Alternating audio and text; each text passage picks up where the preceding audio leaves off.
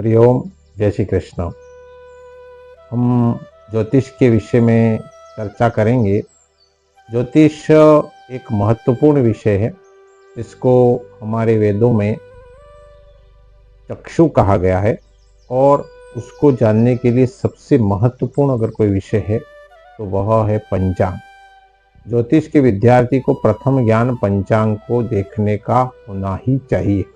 तो आज हम इस पंचांग के विषय में बारीकी से चर्चा करेंगे। साथियों, अगर आपने हमारा यह चैनल प्रथम बार देखा हो तो सब्सक्राइब करें, ऐसा निवेदन। और अगर आपने पूर्व में देखा है और आप सब्सक्राइब कर चुके हैं तो वीडियो को लाइक एवं शेयर जरूर करें। साथियों, हम ये जानते हैं कि पंचांग को बोध करने के लिए उसके 5 अंग होते हैं, और 5 अंगों में मुख्य रूप से तिथि, वार, नक्षत्र, करण और योग का महत्व होता है। परंतु मेरा ये मानना है कि पंचांग के इन 5 चीजों के साथ में कुछ अन्य वस्तुओं का भी हमको जानकारी होना आवश्यक है। अगर वो जानकारी नहीं है तो हम पंचांग को अच्छी तरह से नहीं देख सकते। वैसे तो यह अभ्यास से सीखा जाने वाला विषय है, परंतु फिर भी आपको मैं मोटे तौर पर कुछ प्रमुख ऐसी जानकारियां देने का प्रयास करूंगा कि आप आसानी से पंचांग देखना सीख सकते हैं। हमारा जो शुभ वेला पंचांग है, जो लघु पंचांग के रूप में पूरे वागड़ क्षेत्र में प्रसिद्ध है। आप इस पंचांग को पूरे राजस्थान के लगभग सभी बड़े बुक स्टॉलों पर उपलब्ध है, आप प्राप्त कर लें और इसके देखने के साथ में आप इसे भी देखना सीख जाएंगे और बड़ा पंचांग भी आसानी से देख सकेंगे। तो मैं आपको इन 5 विषयों के साथ में जोड़ते हुए कुछ अन्य विषयों को क्रमबद्ध लेने का प्रयास करूंगा। आपसे निवेदन है कि वीडियो थोड़ा सा बड़ा होगा, परंतु आप अंत तक सुनेंगे तो आपको बहुत स्पष्ट रूप से जानकारी होने लगेगी, ऐसा मेरा मानना है। तो साथियों, सर्वप्रथम तो हमें हमारे हिंदू महीनों के बारे में जानकारी होना आवश्यक है। हमारे 12 महीने चैत्र माह से लगाकर फाल्गुन तक का हमें पूरा ज्ञान होना चाहिए। साथ ही हमारे दोनों अयन, उत्तरायण और दक्षिणायन, ये ज्ञान भी हो तो पंचांग में आवश्यक होता है। और उसके आधार पर पंचांग में जो ऋतुएं बनती है, जो 6 ऋतुएं हमारे, एक अयन में 3, दूसरे अयन में 3, इस तरह से 6 ऋतुओं का जो विभाजन है जो हमारे इस पंचांग में दिया हुआ है। साथ ही संवत्सर का ज्ञान और उसका फल, कौन सा संवत्सर चल रहा है और उसका फल क्या है, ये भी हमें पता हो तो हम पंचांग को देख सकते हैं। वैसे पंचांग में बहुत सारी चीजें दी हुई होती है, राशि फल भी होता है, मुहूर्त देखने का तरीका और मुहूर्त तैयार भी दिए हुए होते हैं।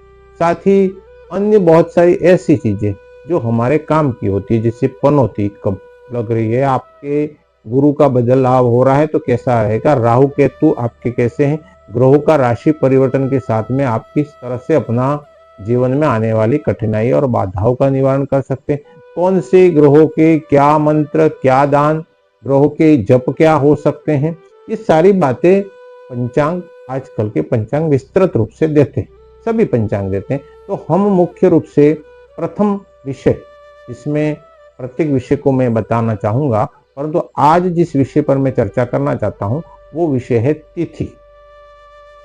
तिथियों के विषय में हमारा ज्ञान अगर दूरस्थ हो जाए तो हम धीरे धीरे दूसरे विषय को आराम से समझने लगेंगे। तिथियों का जो बनना है वो चंद्रमा की गति पर निर्भर करता है। चंद्रमा एक दिन में 13 अंश चलता है। वचक्र के 360 डिग्री के कोण में लगभग 13 अंश चंद्रमा अपनी गति तय करता है। परंतु यह आवश्यक नहीं है कि प्रतिदिन वो उसी गति से चले, क्योंकि चंद्रमा की गति में अनियमितता है, और उस अनियमितता के कारण से कभी तिथि छोटी होती है, कभी बड़ी होती है। कभी कभी तो ऐसा भी होता है कि 24 घंटे में 3 तिथियां स्पर्श करती है। तो ये स्थिति होने के कारण से, परंतु ये निश्चित है कि 30 दिनों में, लगभग 30 दिनों में चंद्रमा एक चक्कर पृथ्वी का पूरा कर लेता है। तो 30 तिथियों से मिलकर एक चांद्रमास बना, और उसके 2 पक्ष हैं, शुक्ल पक्ष और कृष्ण पक्ष। शुक्ल पक्ष की एकम से पूर्णिमा तक के 15 दिन है, जो विशेषकर जिसका अंतिम दिवस पूर्णमासी कहलाता है, जिसमें चंद्रमा सूर्य के बिल्कुल सामने, बीच में पृथ्वी कह सकते हो, बिल्कुल सामने यानी 180 डिग्री के कोण पे स्थित होते। वहीं कृष्ण पक्ष के 15 दिन एकम से लगाकर अमावस्या तक के, जिसमें चंद्रमा और सूर्य एक ही स्थान पर युति करते हैं या एक ही अंश पर बैठे हुए, ऐसा ज्योतिष की भाषा में कह सकते हैं। तो ये तिथियां जो हैं वो 15 पूर्णमासी तक और बाद की 15 अमावस्या तक। पूर्णिमा को 15 शब्द से लिखते हैं और अमावस्या को 30 शब्द से इंगित करते हैं। तो इस तरह से हमारे कुल 30 तिथियों से एक चांद्रमास बना। ऐसे चांद्रमास जो हैं वो प्रत्येक महीने का बनते बनते 12 मास होने पर एक वर्ष पूर्ण होता है। सूर्य प्रतिदिन एक अंश की गति तय करता है, चंद्रमा प्रतिदिन 12 से 13 अंश की गति पूरी करता है। तो इस तरह से तिथि जो सूर्य का एक अंश चंद्र के 13 अंश में घटा देने पर शेष 12 अंश रहे, ये जो 12 अंश की दूरी है वह एक तिथि का निर्माण करती है। परंतु कभी कभार ये उसकी गति की स्थिति के कारण इन अंशों में कमी या अधिकता संभव है। तो तिथियों का प्रारंभ सूर्योदय से नहीं होता है। तिथि कभी भी प्रारंभ हो सकती है और उसकी समाप्ति एक निश्चित गति के समय काल में निश्चित तिथि में पूरा होता है। इसलिए तिथि पूर्ण रूप से एक खगोलीय घटना है, जो पूर्ण रूप से वैज्ञानिक है, जिसमें किसी प्रकार की कोई कल्पना नहीं है कि हम ये मान ले कि तिथि हमने सोच के बना दी है।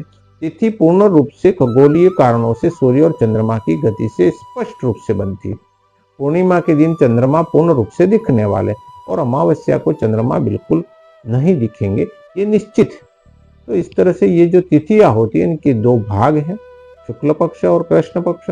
शुक्ल पक्ष को हम बदी और कृष्ण पक्ष को सुदी कहते हैं। इस तरह से ये दो विभाजन हमने कर रखे हैं।